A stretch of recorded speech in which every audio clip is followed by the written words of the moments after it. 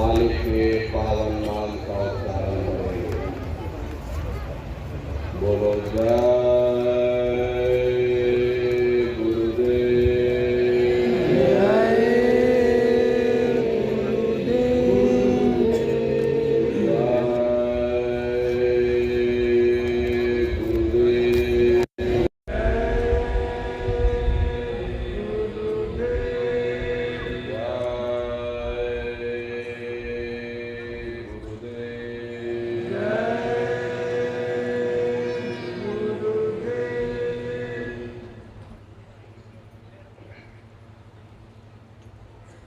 सर्वत्र विराजमान शब्द स्वरूप परम पूज्य स्वामी जी महाराज के श्री चरणों में कोटि कोटि नमन प्रणाम करते हुए इस सत्संग समारोह में पधारे हुए सभी सत्संगी धर्म प्रेमी भाई बहनों को सादर जय गुरुदेव। प्रेमी भाई बहनों, हम आप परम सौभाग्यशाली हैं कि ऐसे कलिकाल में हम लोगों को ये मानव तन, ये मनुष्य शरीर प्राप्त हुआ। उससे भी परम सौभाग्य की बात है कि मनुष्य रूपी मंदिर में बैठ करके हम लोगों को सत्संग सुनने का ये अवसर मिल रहा। सत्संग जल जो कोई पावे, मैल आई सब कट कट जावे। यह सत्संग है, ये कोई कथा कीर्तन नहीं, किस्से और कहानियां नहीं, नाच गाना ढोल मजीरा नहीं। ये महात्माओं की अजर अमर वाणियां हैं। यदि आपने ध्यान से सुन लिया तो निश्चय ही आपको अपने मानव जीवन के उद्देश्यों के बारे में पता चलेगा कि आखिर मनुष्य शरीर हमको क्यों मिला, क्या इसका उद्देश्य है, मरने के बाद हम कहाँ जाएंगे, हमारे बाल बच्चे कहाँ जाएंगे, हमारे रिश्ते नातेदार कहाँ जाएंगे, हमारे कुटुंब परिवार वाले कहाँ जाएंगे और कैसे हमारी जीवात्मा का कल्याण होगा। इन सभी प्रश्नों की जानकारी आपको सत्संग के माध्यम से प्राप्त होगी। इसलिए प्रेमी भाई बहनों, एक एक वचन को बड़े ध्यान के साथ आप लोग सुनिएगा, क्योंकि आप अपना कीमती समय निकाल करके यहाँ पर पधारे हुए हो। आज के समय में समय का दान देना सबसे बड़ा दान माना जाता है। आप अपना कीमती वक्त निकाल करके यहाँ पर उपस्थित हुए हो तो समय का पूरा सदुपयोग करिएगा।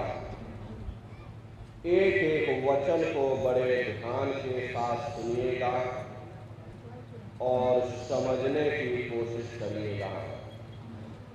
प्रेमी भाई बहनों, यह मनुष्य शरीर हम लोगों को बड़े सौभाग्य से प्राप्त हुआ।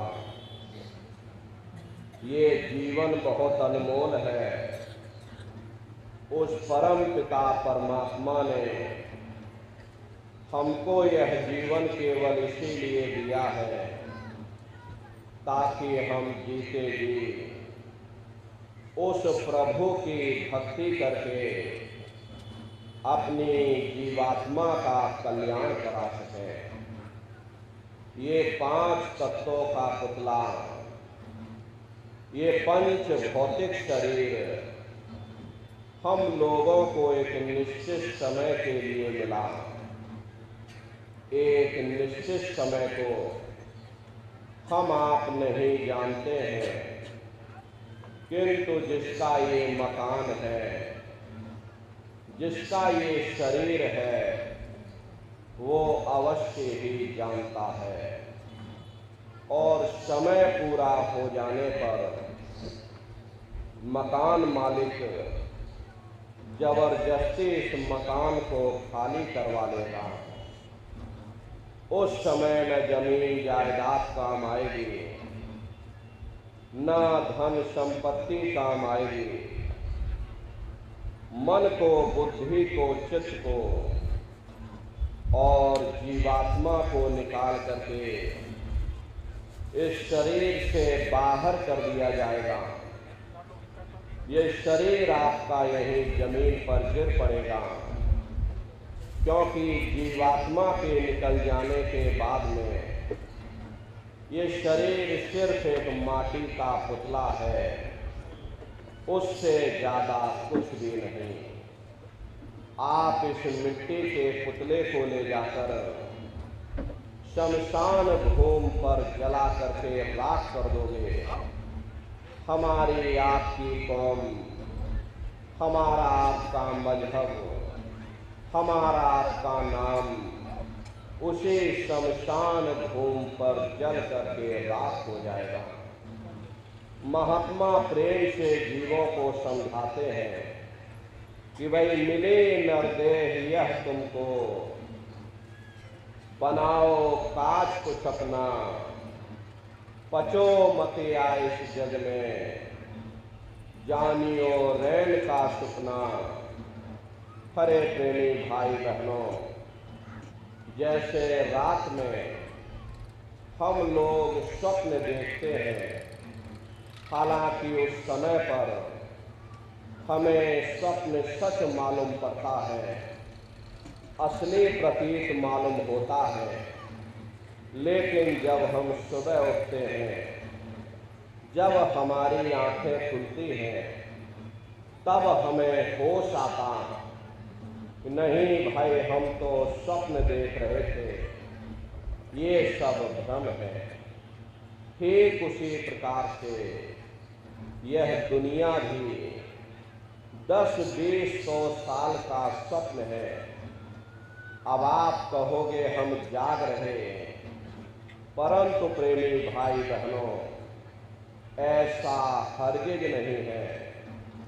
जिस दिन मौत का वक्त आएगा, हरे आप रोगे, हाय हाय करके चिल्लाओगे कि हाय हमने सारी जिंदगी यूं ही स्वप्न में गुजार दी।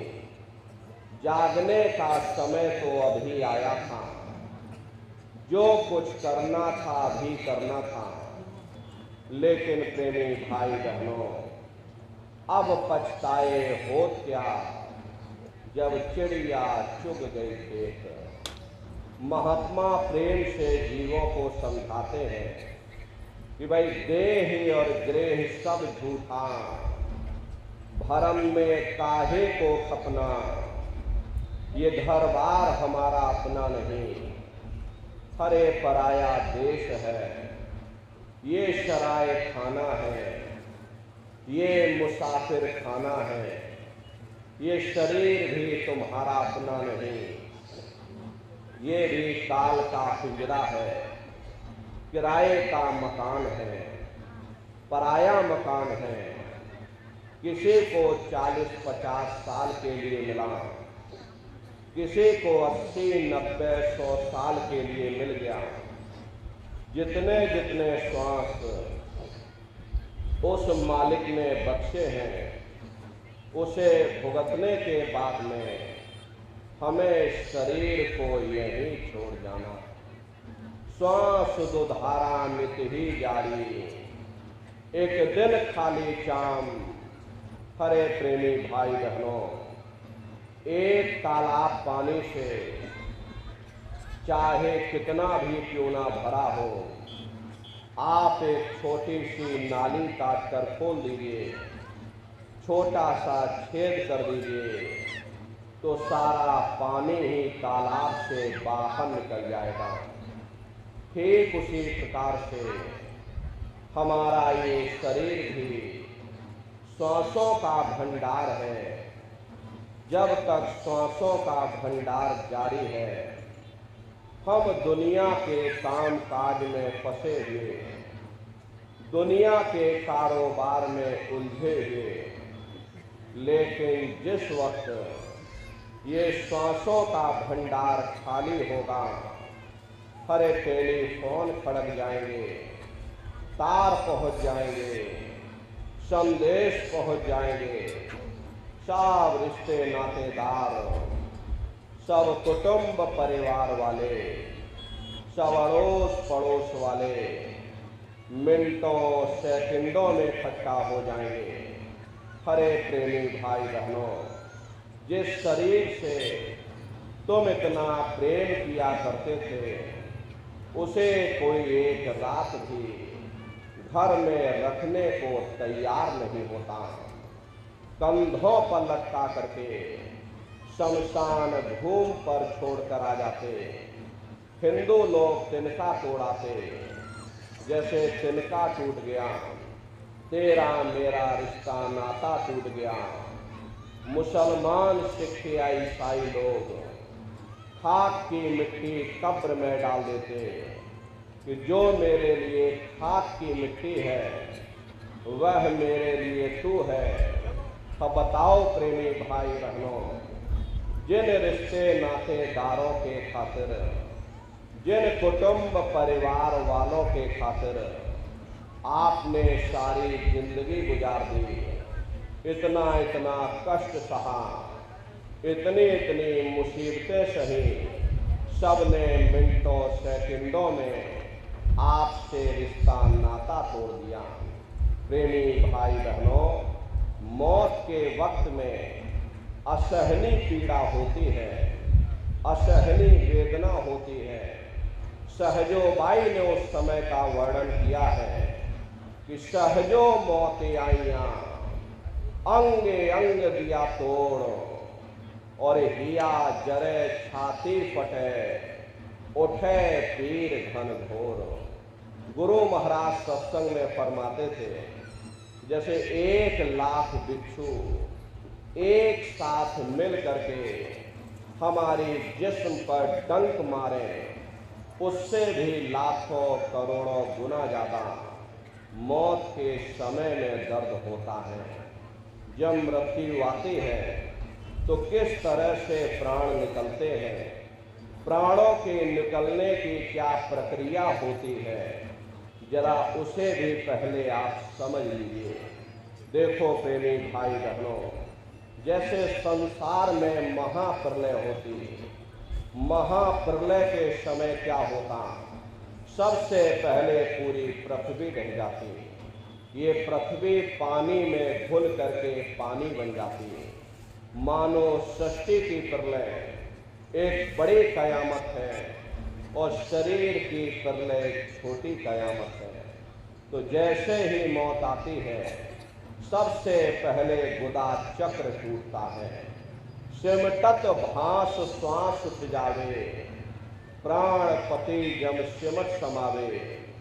उस समय हमारी श्वासें रुक जाती, शरीर की चेतना पीछे सिमटने लगती, तो सबसे पहले गुदा चक्र ही टूटता है, क्योंकि गुदा चक्र में पृथ्वी का वास होता है।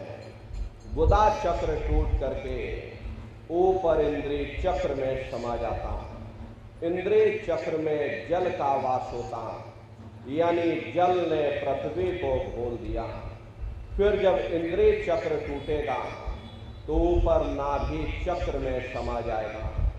नाभि चक्र में अग्नि का वास होता, यानी अग्नि ने फिर जल को सुखा दिया। ये नीचे से सिमटाव होता है, नीचे से ऊपर की ओर सिमटाव होता। फिर जब ये नाभि चक्र टूटेगा तो हृदय चक्र में समा जाएगा। हृदय चक्र में वायु का वास होता, यानी वायु ने अग्नि को अपने में समाहित कर लिया और इस तरह से वायु आकाश में उड़ गई। ये आंखों की पुतलियां पलट जाती हैं, मुंह खुला का खुला रह जाता। महात्मा कहते हैं कि जब यह कर्म कलाई उपजावे, बुद्धि सुरत की आन दबावे, जब यह जीवात्मा पांचों तत्वों को लांघ करके जल पृथ्वी अग्नि वायु आकाश पांचों तत्वों को लांघ करके ऊपर आती है, तो काल दार में आन दबानी, जब ढर के नैनन से पानी, जब काल अपनी दाढ़ में दबाता उस समय नेत्रों से पानी निकलता है। इंद्रियां टूट टूट करके चकनाचूर हो जाती, सब रिश्ते नातेदार खड़े रह जाएंगे। डॉक्टर वैद्य हकीम सब आपको घेरे रह जाएंगे, लेकिन आप अपनी पीड़ा को, अपने दुख को उस समय अपने मुख से बयान नहीं कर पाओगे। सिर्फ आपके नेत्रों से अश्रु टपकेंगे। हर यमदूत आते हैं, प्राणों की डोरी को तोड़ देते और जीवात्मा को खींच करके इस शरीर से बाहर कर दिया जाता। जैसे ही जीवात्मा शरीर से अलग हुई, ये शरीर हमारा आपका मिट्टी हो जाता। फिर इस मिट्टी को एक रात अपने घर में कोई रखने को तैयार नहीं होता। हरे आपके कितने भी सगे संबंधी क्यों ना हो, खास नात रिश्तेदार क्यों ना हो, लेकिन एक रात कोई घर में मट्टी रखने के लिए तैयार नहीं होते।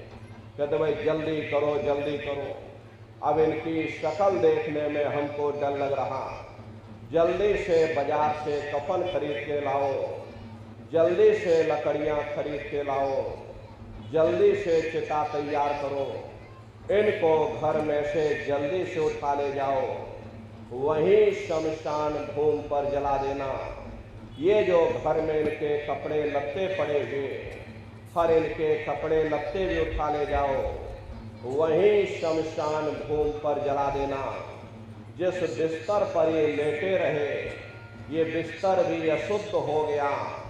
अब इनकी छुई हुई चीज हमको घर में एक नहीं चाहिए, इसलिए इनका बिस्तर भी उठा ले जाओ, वहीं शमशान भूमि पर जला देना।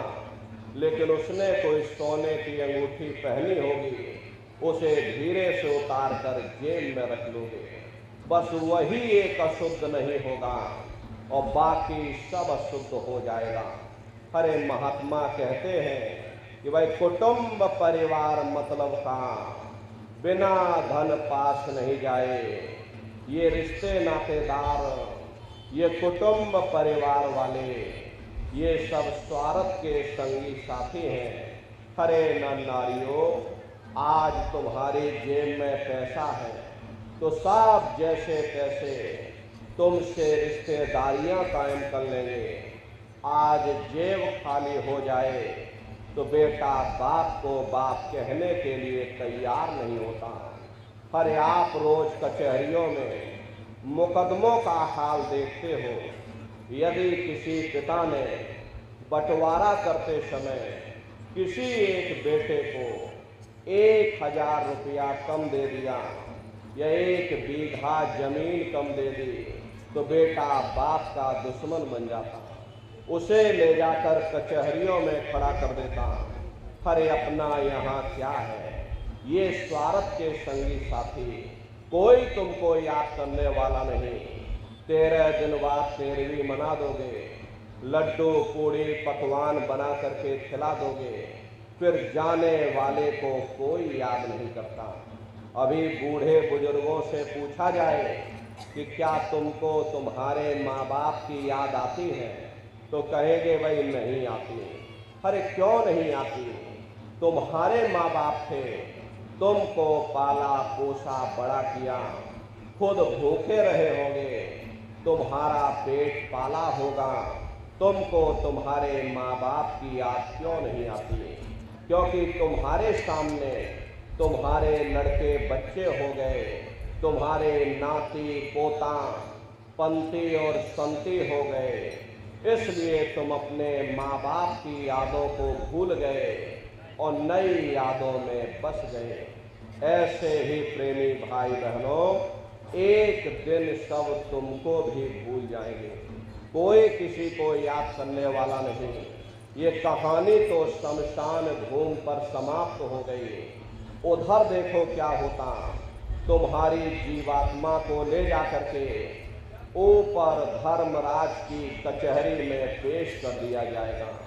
वहाँ पलक झपकते ही तुम्हारे अच्छे बुरे कर्मों का हिसाब किताब हो जाएगा। धर्मराज तुमको सजा सुना देंगे, ले जाओ इनको फलाने नरक में डाल दो, क्योंकि मैंने इनको मौका दिया था, मैंने इनको मनुष्य शरीर दिया था जब ये माँ के गर्भ में उल्टे लटके हुए थे। उस समय इन्होंने मुझसे प्रार्थना की थी कि हे मालिक, मुझे एक बार मौका दे दो, मुझे एक बार मनुष्य शरीर दे दो, हम भजन करेंगे, भक्ति करेंगे, हम अपनी जीवात्मा का कल्याण करेंगे। तो मैंने इनकी प्रार्थना स्वीकार कर ली और इनको मैंने मनुष्य शरीर दे दिया और कह करके भेजा था कि भाई ये मनुष्य शरीर ये किराए का मकान है, ये तुम्हारा अपना नहीं है। अगर ये तुम्हारा अपना होता तो हमेशा तुम्हारे पास रहता। ये तुम्हारा अपना नहीं, ये मैंने तुमको कुछ समय के लिए किराए का मकान दिया है। हाँ, तुम अपनी जीवात्मा को मेरे किराए के मकान में बैठा करके मालिक की भक्ति करके अपनी जीवात्मा का कल्याण करा लेना। मैंने कुछ समय के लिए तुम सबको ये किराए का मकान दिया है। जब समय पूरा होगा मैं अपने सिपाहियों को भेजूंगा, उस समय पर तुम मेरे मकान को खाली कर देना। लेकिन इतना ध्यान रखना कि जैसा साफ सुथरा मैंने तुमको ये किराए का मकान दिया, वैसा ही साफ सुथरा तुम मुझको वापस लौटाना। लेकिन इस किराए के मकान में बैठ करके इन्होंने अच्छे बुरे कर्म कर डाले। मेरे किराए के मकान को इन्होंने अपने कर्मों से गंदा कर दिया, इसलिए कर्मों की सजा इनको मिलेगी। ले जाओ इनको फलाने नरक में डाल दो। अरे महात्मा कभी झूठ नहीं बोलते। महात्माओं ने जब साधना किया, साधना करके जब ऊपर गए और ऊपर जा करके जब उन्होंने नरकों का हाल देखा, तो हमारी आपकी जानकारी के लिए उन्होंने धर्म ग्रंथों में लिख दिया कि लोह के खम्भ तपत के माही, और जहाँ जीव को ले चिपकाई वहाँ लोहे के खंभे अग्नि से धधक धधक कर लाल हो रहे। ऐसे खोटे जीवों को उन खंभों में चिपकाया जाता।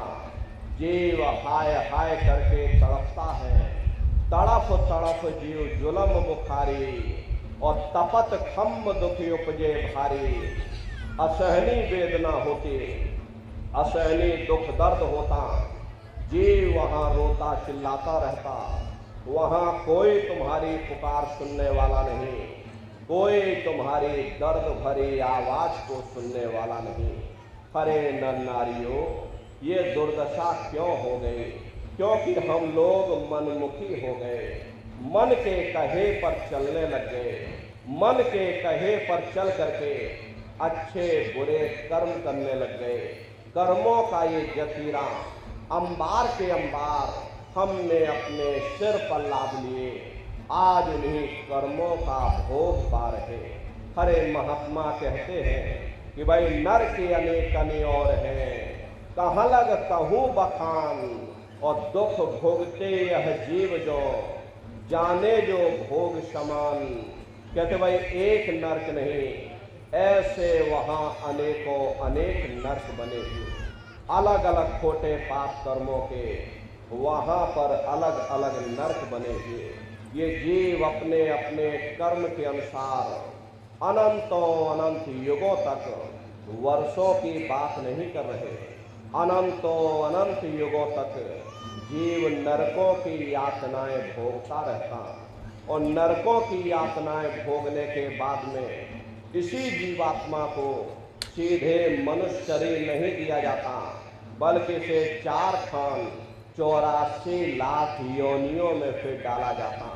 जैसे बच्चा होता है, बच्चा पहले कक्षा 1 पास करेगा, फिर कक्षा 2 में जाएगा, ऐसे ही वहां पर पूरा चैनल बना हुआ।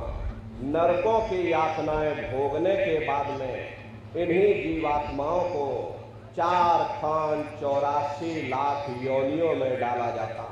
प्रेमी भाई बहनों, ये 4 खान और 84 लाख योनियां ये कोई मामूली योनियां नहीं होती। 4 खान का मतलब होता है अंडज पिंडज उपमज स्थावर, ये 4 खाने होती हैं। पहली श्रेणी पेड़ पौधों की आती है, जिनके अंदर पानी का तत्व मौजूद होता है। कभी ये भी मनुष्य हुआ करते थे, लेकिन आज अपने कर्मों का भोग पा रहे एक जगह पर बेचारे खड़े हुए हैं। दूसरी श्रेणी कीड़े मकोड़ों की आती है, जिनके अंदर पृथ्वी और अग्नि का तत्व मौजूद होता है। तीसरी श्रेणी पंछियों की आती, चौथी चौपाए जानवरों की आती, और 5वीं स्वयं इंसान की आती, जिसके अंदर 5 तत्व जल पृथ्वी अग्नि वायु आकाश 5 तत्व मौजूद होते। प्रेमी भाई बहनों, ये 4 खाने हैं, इनकी अलग अलग कुल 84 लाख योनियां होती हैं। अब आप पेड़ पौधों को देखिए, आम का पेड़ अलग है, नीम का पेड़ अलग है, पीपल का पेड़ अलग है। ऐसे ही अलग अलग प्रजातियों के कीड़े मकोड़े, अलग अलग प्रजातियों के पशु पंछी, कुल मिलाकर के 84 लाख योनियां हैं। हम दुनिया के जीव नरकों की यातनाएं भोगने के बाद में इन्हीं 84 लाख योनियों में डाले जाते हैं। मामूली कष्ट नहीं होता। अरे हमको आपको गर्मी लग गई तो हम लोग छाया में आ गए, सर्दी लग गई कंबल रजाई ओढ़ लिया, भूख लग गई रोटी खा ली, बीमार हो गए अस्पतालों में चले गए, अपना अपना इलाज करवा लिया।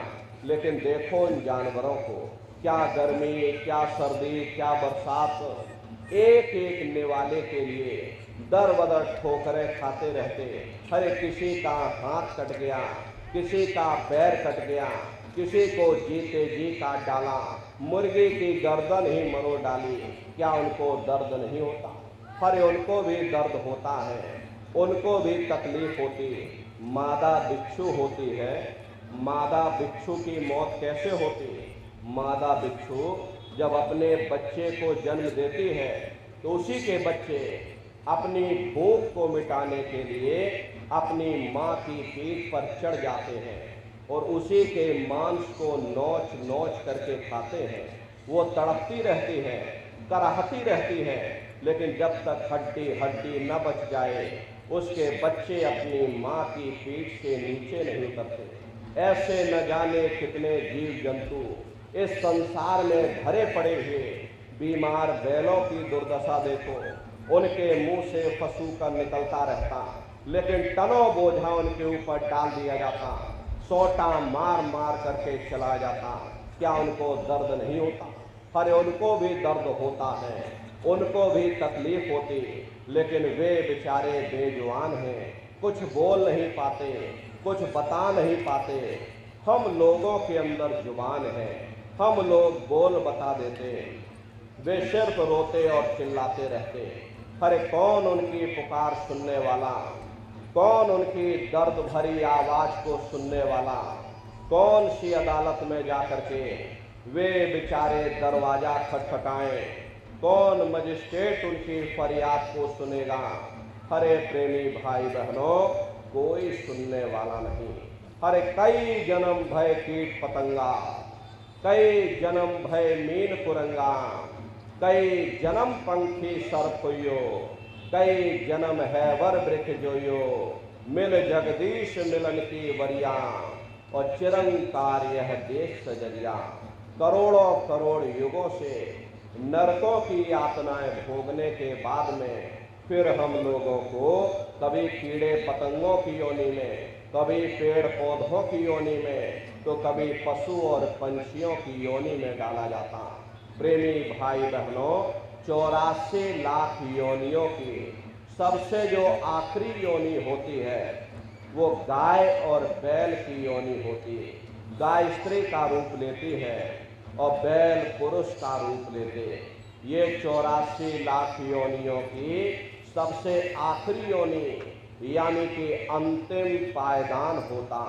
उसके बाद तब जाकर के हम लोगों को दोबारा फिर से मनुष्य शरीर प्राप्त होता है। इसीलिए कहा गया बड़े भाग्य मानुष तन पाया, कोट जन्म जब भटका खाया।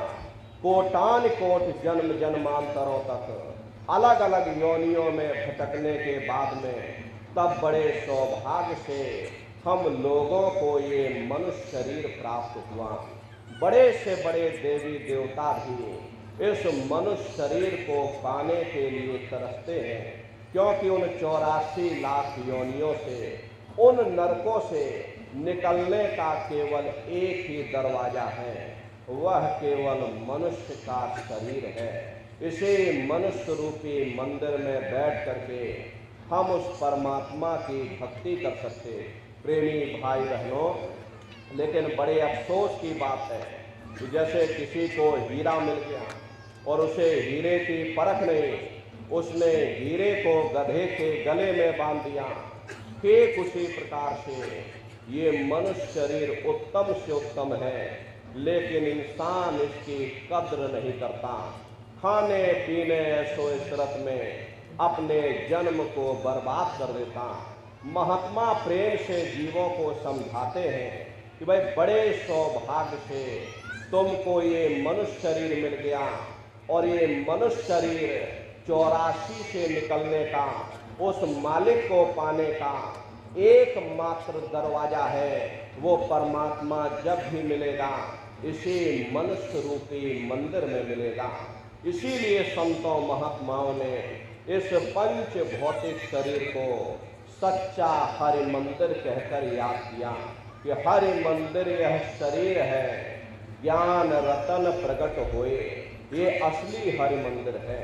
जब भी वो मालिक मिलेगा इसी हरि मंदिर के अंदर मिलेगा। इसी पंच भौतिक शरीर को ईसा मसीह साहब ने टेम्पल ऑफ लिविंग गॉड यानी जिंदा ईश्वर का मंदिर कहकर याद किया। इसी पंच भौतिक शरीर को गुरु नानक साहब ने नर नारायणी देह कहकर याद किया। ये वो देह है जिसमें नारायण स्वयं विराजमान है। इसी पंच भौतिक शरीर को मुसलमान फकीरों ने कुदरती काबा कहकर याद किया। ये असली कुदरती काबा है। उस मालिक का दर्शन जब भी होगा इसी कुदरती काबे के अंदर जाकर होगा। बाहर से आज तक न कभी किसी को परमात्मा मिला, न भविष्य में कभी मिल सकता। परमात्मा जब भी मिलेगा तुम्हें तुम्हारे अंदर मिलेगा। यही कबीर साहब ने लिखा है कि जो तिल माही तेल है, जो चकमक में आग, और तेरा साईं तुझ में, और जाग सके तो जाग। जिस तरह से तिल में तेल होता है, पत्थर में अग्नि होती है, ठीक उसी तरह से वो मालिक हरेक के घट घट में, हरेक के वजूद के अंदर बैठा हुआ। यही आपकी धर्म पुस्तकों में भी लिखा है कि अरे मोको का ढूंढे रे बंदे, मैं तो तेरे पास में, और ना तीरथ में ना मूरत में, मैं तो हूँ विश्वास में। ना मैं तीर्थ में मिलूंगा, ना मैं मूरत में मिलूंगा, ना मैं अन्य किसी कर्म कांडों में मिलूंगा, ना मैं ग्रंथों में मिलूंगा, ना मैं पोथियों में मिलूंगा, ना मैं किताबों में मिलूंगा, ना मैं पुस्तकों में मिलूंगा। चाहे सारी उम्र बैठ करके तुम किताब पढ़ते रह जाओ। प्रेमी भाई बहनों, बड़ी सीधी सी बात है। अगर खाना बनाने की किताब सारी उम्र बैठ करके पढ़ते रहोगे कि खाना ऐसे बनता है, खाना वैसे बनता है, खाने में नमक डाला जाता, खाने में तेल डाला जाता, तो कभी तुम्हारा पेट नहीं भर सकता। जब तक आप खाना बनाओगे नहीं, उसे खाओगे नहीं, कभी तुम्हारा पेट नहीं भर सकता। हम वेदों की निंदा नहीं करते, हम ग्रंथों की निंदा नहीं करते, हम गीता कुरान बाइबल की निंदा नहीं करते। वेद शास्त्र गीता कुरान बाइबल कहती है कि भाई मनुष्य के अंदर अंड खंड ब्रह्मांड है, स्वयं वह परमात्मा इसके अंदर बैठा हुआ। चलो अंदर चलो, अंदर चल करके उस परमात्मा का दर्शन दीदार करो। अब सवाल ये उठता है, भाई आखिर हम अपने अंदर जा करके उस परमात्मा का दर्शन कैसे करेंगे? इसके लिए संतों महात्माओं ने केवल 3 साधन बताए। साधन 3 सारे उन वर्णे और साधन सब थोथे मान। इस कलयुग में उस मालिक को पाने के लिए संतों महात्माओं ने केवल 3 साधना बताई। पहला है सुमरन, दूसरा है ध्यान और तीसरा है भजन। सुमरन कहते उस मालिक को याद करना, ध्यान कहते हैं दृष्टि को एकाग्र करना, और भजन कहते हैं कान में उंगली डाल करके उस शब्द को सुनना, उस नाम को सुनना, उस आवाज को सुनना जो 24 घंटे तुम्हारे अंदर गूंज रही। तो कैसे आप लोग सुमरन करोगे, कैसे ध्यान करोगे और कैसे आप लोग भजन करोगे, पहले उसे अच्छी तरह समझ लीजिए। प्रेमी भाई बहनों, तो सबसे पहले सुमरन कैसे किया जाएगा? सुमरन करने के लिए एक माला आप लोग ले लेना।